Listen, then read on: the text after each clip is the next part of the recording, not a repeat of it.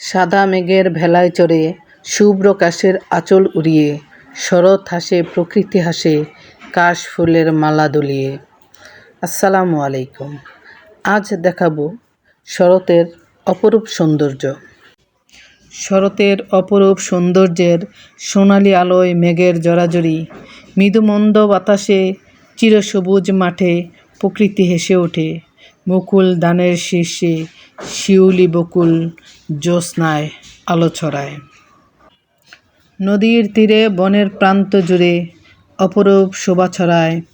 ঝিলিমিলি রোদ শান্ত শরৎ স্নিগ্ধ রূপে প্রশান্তি আনে।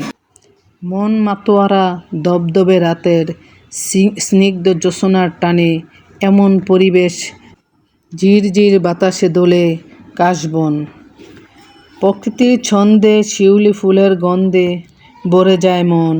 নীল আকাশে চলছে ভেসে সাদা মেঘের ভেলা, আপন মনে মেঘের সাথে করছে লুকোচুরি খেলা।